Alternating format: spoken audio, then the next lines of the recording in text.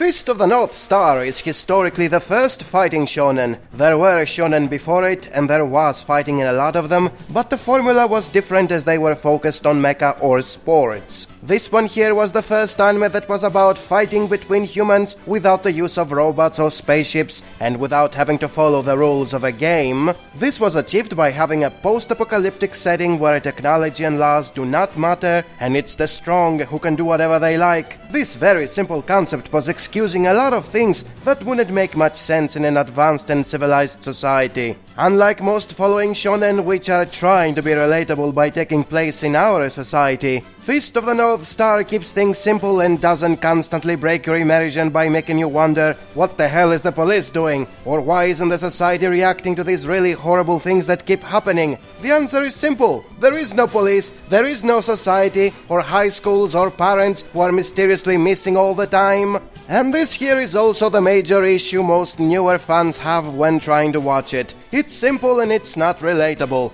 By being a product of its time, it doesn't have a power system that feels like a video game, it doesn't have high schools, and it doesn't have retarded teenagers constantly yelling how they want to be the best in the world. Because it was made in the 80s when all that stuff weren't trending as much as Mad Max, or Bruce Lee movies, or muscular action heroes, or the fear of a nuclear holocaust caused by the Cold War. That's what was relatable to me when I was a kid, and that's why I like all that so much. Younger people wouldn't get it because they didn't live it. Anyways, the main appeal of the show is muscular men fighting each other to the death with some really violent martial arts that would make the Mortal Kombat characters to feel right at home. If the series wasn't so violent, it wouldn't be the same. Saint Seiya that came out a few years later was very tame in its violence, and once you get used to what is going on here, you are not gonna be easily impressed thereafter by anime which refuse to show some gore despite having powers that can blow up mountains. Fist of the North Star doesn't rely on constantly blowing up the backgrounds for making you think the characters are strong.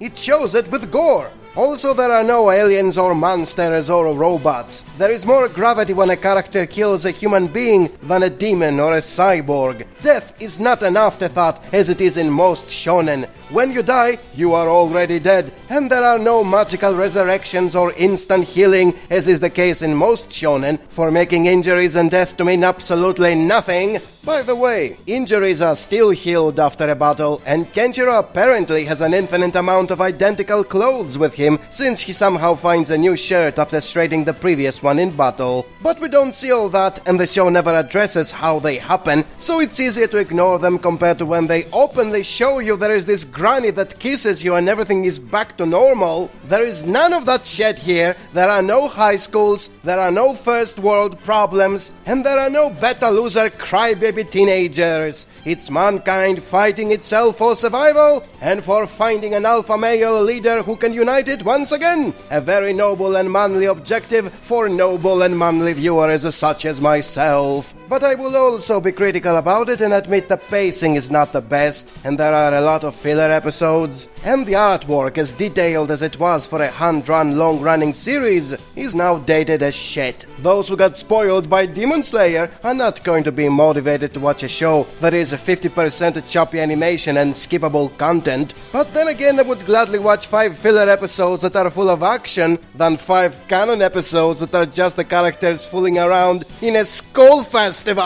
Also, there is censorship. They don't show the blood most of the times, and they instead show sparkly water. They are still not hiding the gore, everything is still on screen, they just downplay it. The depiction of human bodies blowing up usually looks more like balloons popping, fireworks firing off, or cardboards getting cut to pieces. It might look silly now, but back then we boomers were watching nothing more than mecha that blow up when you defeat them. Seeing the same happening to human bodies was like low-tier body horror for its time. But yeah, once you watch enough ultra-violent OVAs, the movie version of the series, or any violent live-action series of recent times, it's not shocking anymore. Now it's more like a silly spectacle where you wait to see what someone does before he cuts people to pieces. Another plus I like about the show is the plot, which once you get past the filler is actually pretty great. Although a done-to-death cliché nowadays, the amount of interconnecting plots amongst the various Hokuto and Nanto warriors is amazing.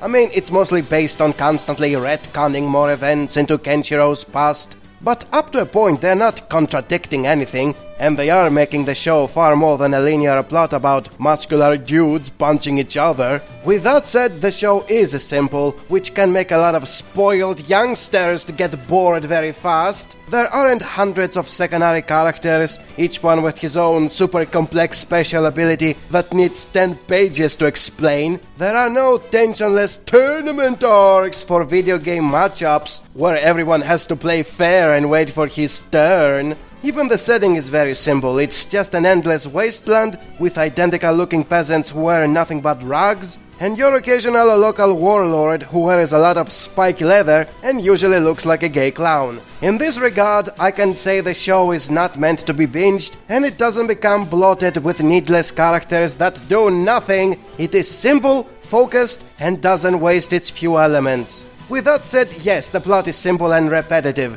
It's always about a cruel local warlord who is tormenting the local population, and it's always Kenshiro appearing to save the day by blowing the bad guys to bits with his hack skills. But the Hokuto and Nanto warriors break this monotony because they are equally hacks as Kenshiro, do things differently, and flesh out the backdrop stories with a lot of interconnected events. It's where all the fun lies. It might be straightforward, but it works pretty damn well. By the way, don't watch anything besides the original series and its movie version. Despite having several sequels and prequels and reimaginings, none of them are as good. The animation and artwork might be better, but there are lifeless in terms of memorable events or worthwhile characters. Just like any other franchise that tries to continue past its perfectly fine ending, all following works feel like slap-done cash grabs that fail to capture what was making the original that good. The notorious sequel is no exception.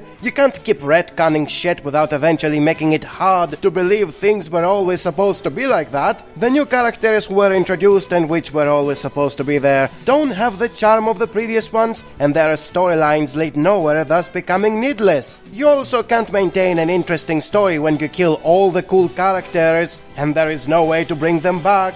At the end of the day, Hokuto no Ken was never good as a perpetually ongoing shonen. It was a rule of cool series that was meant to be watched a couple of episodes at a time. It lacks the bullshit of later fighting shonen that make them addictive junk food. It's also a show that belongs in an era that kids of today won't find very appealing. It captured the things that were cool when I was a kid, but that's as far as it goes. There is not much appreciation for muscular alpha males in today's soy boy crybaby generation, but at least it is an undeniable classic and not some ephemeral fad that gets hyped while it airs and is then instantly discarded. And for that reason alone, retro always wins!